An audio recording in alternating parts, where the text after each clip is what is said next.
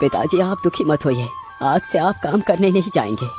लेकिन बेटा, यदि मैं काम नहीं करूँगा तो हमारा घर कैसे चलेगा?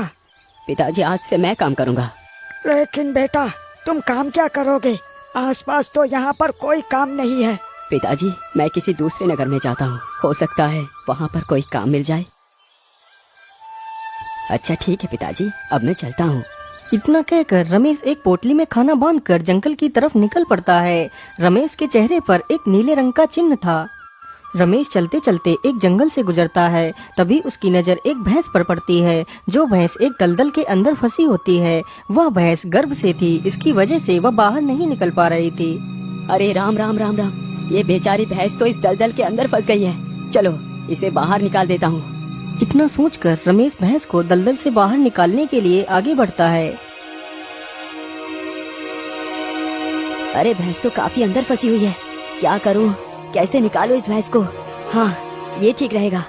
अरे भैंस, तुम इस डंडे को अपने मुंह से पकड़ लो, मैं तुम्हें बाहर खींच लेता हूँ। इतना सुनते ही भैंस जल्दी से उस डंडे को अपने मुंह से पकड़ लेती है। रमेश तुरंत ही उस भैंस को दलदल से बाहर खींच लेता है। मेरी जान बचाने के लिए आपका बहुत बहुत धन्यवाद। भैंस की आवाज सुनकर रमेश अपने रास्ते चला जाता है। उसके बाद वह भैंस भी अपने रास्ते चली जाती है।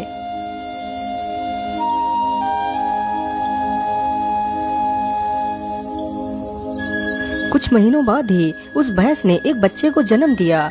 वह बच्चा जब भी दूसरे बच्चों के पास खेलने के लिए जाता है तो वह सारे बच्चे उसे अपने साथ खेलने नहीं देते हैं।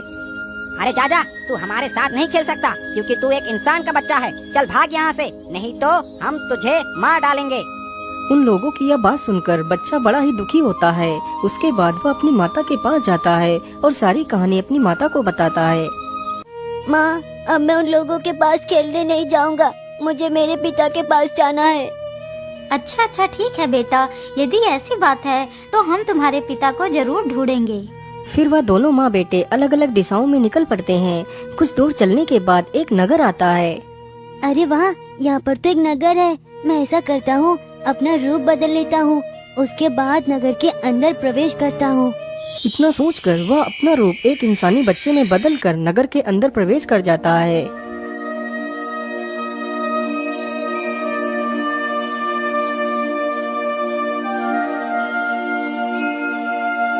उसे नगर में घूमते घूमते सुबह से शाम हो जाती है, लेकिन वह अपने पिता को ढूंढ नहीं पाता है।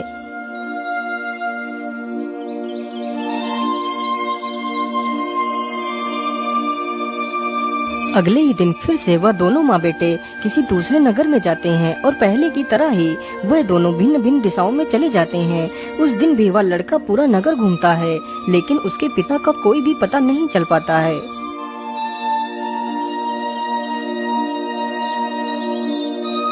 हे भगवान, इतने दिनों से मैं अपने पिता को ढूंढ रहा हूँ, लेकिन मेरे पिता का कोई पता नहीं है। इतना सोचकर वह लड़का वहीं पेड़ के नीचे बैठकर रोने लगता है।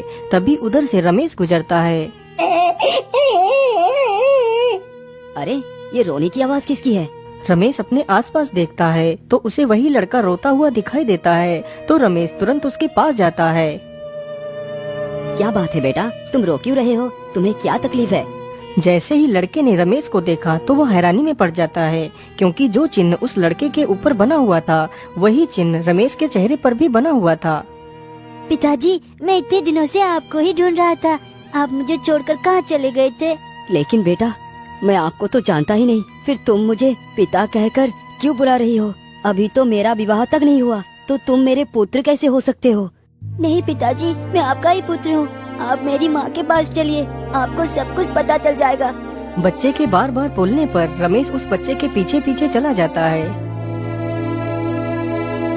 अच्छा ठीक है बेटा, बताओ तुम्हारी माँ कहाँ है? पिताजी, मेरी माँ भी आती ही होगी, लेकिन पिताजी याद रखना, जब मेरी माँ मुझे आपके साथ देखेगी तो वो आपके ऊपर प्रहार करेंगी, लेकिन आपको डरना नहीं है। जैसे ही वो आपके ऊपर प्रहार करेंगे तो आप उनके सींग पकड़ लेना, तो सब कुछ ठीक हो जाएगा। बच्चे की यह सारी बातें सुनकर रमेश थोड़ा हैरत में पड़ जाता है। तभी वहाँ पर वह भैंस भी आ जाती है और जैसे ही वह भैंस अपने बेटे को उस युवक के साथ देखती है तो वह रमेश की ओर उसे मारने के लिए दौड़ पड़ती है। तभी रमेश उस भैंस के दोनों सींग पकड़ लेता है। सींग पकड़ते ही वह भैंस एक सुंदर स्त्री में बदल जाती है। यह देखकर रमेश हैरान रह जाता है, क्योंकि रमेश ने अपने पूरे जीवन में कभी भी इतनी सुंदर स्त्री नहीं देखी थी। क्या हुआ पिताजी, आप कहाँ खो गए?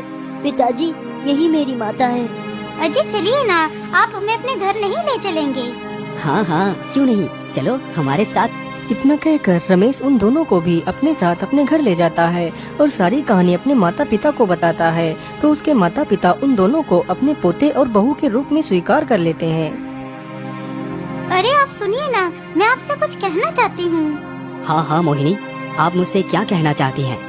मैं आपसे बस इतना कहना चाहती हूँ, यदि आप मुझसे कभी भी गुस्सा हो जाएं, तो मुझे किसी भी नुकीली चीज या कोई जलती हुई चीज से मत मारना, नहीं तो मैं हमेशा के लिए तुमसे दूर चली जाऊंगी।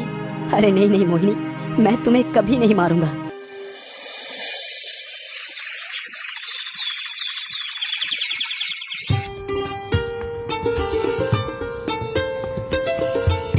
बेटा, अब तो तेरी घर बस गई है। अब हम दोनों तीर्थ यात्रा के लिए जा रहे हैं।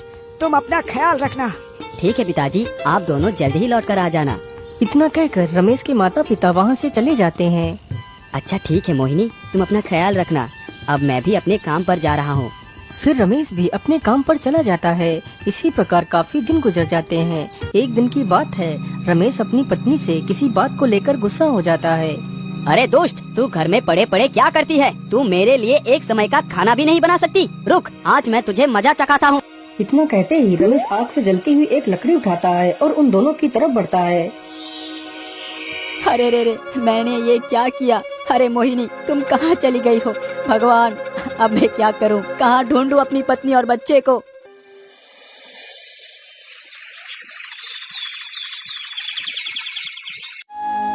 सुबह होते ही रमेश के माता पिता भी तीर्थ यात्रा से वापस आ जाते हैं।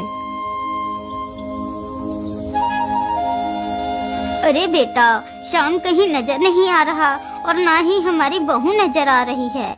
माँ, अब तुम्हारी बहू और पोता कभी लौट कर नहीं आएगी। लेकिन बेटा, हुआ क्या? आखिर वो दोनों कहाँ गए हैं? फिर रमेश सारी कहानी अपने माता पिता को बताता है।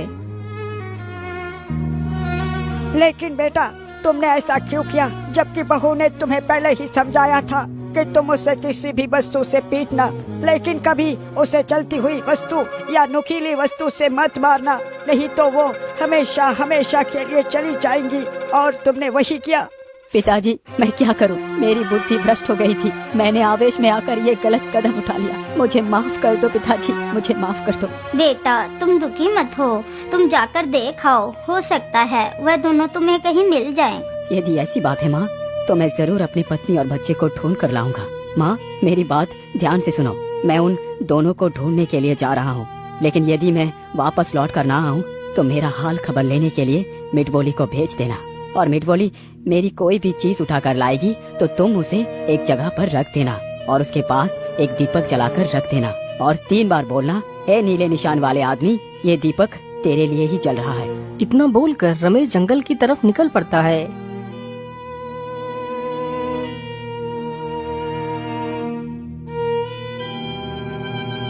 पता नहीं वो दोनों कहाँ चले गए हैं। भगवान, मुझे उन दोनों से मिला दे।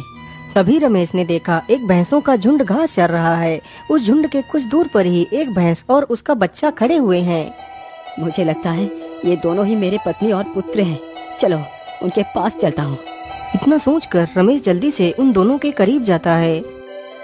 श्याम, मेरे बेटे, देखो मैं तुम्हें लेने के लिए आ गया हूँ।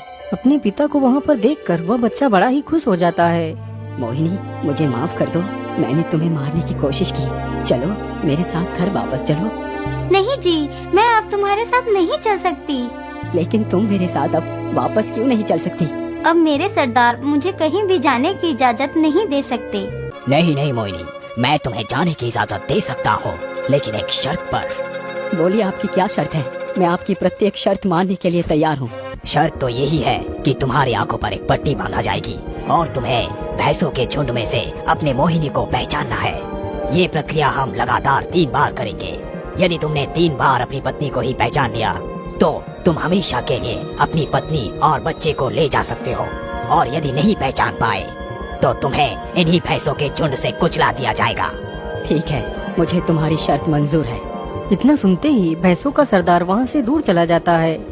अजी, मैं जो कह रही हूँ उसे ध्यान से सुनो। पहली बार जब तुम मुझे पहचानोगे तो मैं अपनी एक टांग उठा लूंगी, तो तुम समझ जाना कि वो मैं हूँ। और दूसरी बार मैं अपने सिर को 2 बार हिलाऊंगी, और तीसरी बार मैं अपने कान को 3 बार हिलाऊंगी, तो तुम समझ जाना कि वह मैं हूँ। सारी भैंसें झुंड बनाकर खड़ी हो जाती हैं और रमेश की आंखों पर एक कपड़े की पट्टी बांध दी जाती है।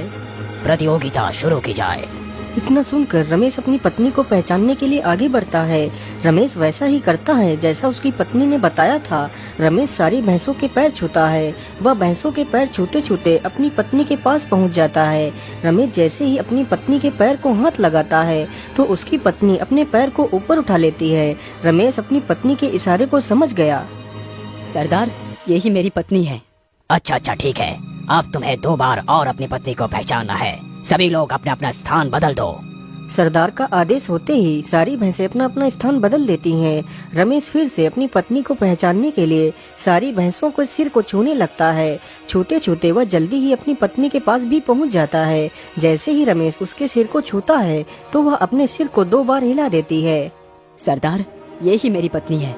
बहुत बढ़िया, अब तुम्हें अंतिम बार और अपनी पत्नी को पहचानना है।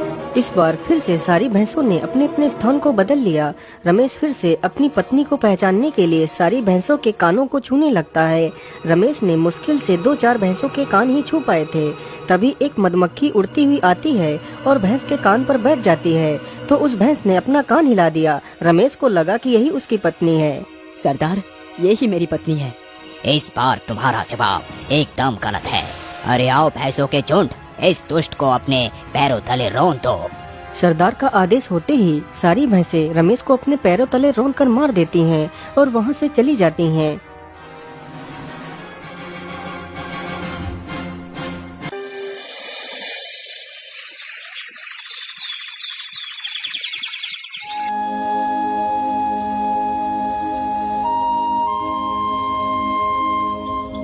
रमेश को गए हुए काफी दिन गुजर जाते हैं। जब रमेश लौटकर वापस घर नहीं आया तो उसके माता पिता को रमेश की चिंता हुई। अरे भाग्यवान, रमेश को तो गए हुए काफी दिन हो गए हैं, लेकिन अभी तक उसका कोई पता नहीं है। वो लौटकर क्यों नहीं आया? कहीं वो किसी मुसीबत में तो नहीं फंस गया? हाँ जी, आप एकदम ठीक कहते हैं। हमारा बेटा जरूर किसी मुसीबत में फंस गया होगा। अरे मिठ बोली, तुम जाओ और रमेश का पता लगा कर आओ। यदि रमेश की कोई वस्तु भी मिल जाए तो उसे हमारे पास ले आना। इतना सुनकर मिठ बोली चिड़िया वहाँ से निकल पड़ती है। मिठ बोली चलते चलते वहीं पर पहुँच जाती है जहाँ उन भैंसों के झुंड ने रमेश को मार दिया था। अरे ये क्या? ये अंगूठी तो रमेश की ही है, तो इसका मतलब ये हड्डियाँ भी रमेश की ही हैं। चलो मैं ऐसा करती हूँ, जल्दी से ये अंगूठी और उसमें से एक हड्डी उठा कर ले जाती हूँ। इतना सोचकर मिठ बोली जल्दी से उस अंगूठी और एक हड्डी को उठाकर अपने चोंच में दबाती है और वहाँ से उड़ चलती है और जल्दी ही वह अपने घर वापस लौट आती है। हड्डी और अंगूठी को देखकर रमेश की माता बहुत दुखी हो जाती है। भाग्यवान, ये समय आंसू बहाने का नहीं है। जैसा हमारे बेटे ने कहा था, हमें वैसा ही करना चाहिए। वह दोनों जल्दी से रमेश की अंगूठी तथा उसकी हड्डी को जमीन पर रखते हैं और उसके पास एक दीपक जलाकर रख देते हैं। ए नीले निशान वाले आदमी, यह दीपक तुम्हारे लिए ही जल रहा है। ए नीले निशान वाले आदमी, यह दीपक तुम्हारे लिए ही जल रहा है। ए नीले निशान वाले आदमी, यह दीपक तुम्हारे लिए ही जल रहा है। इतना बोलते ही रमेश फिर से जीवित होकर खड़ा हो जाता है।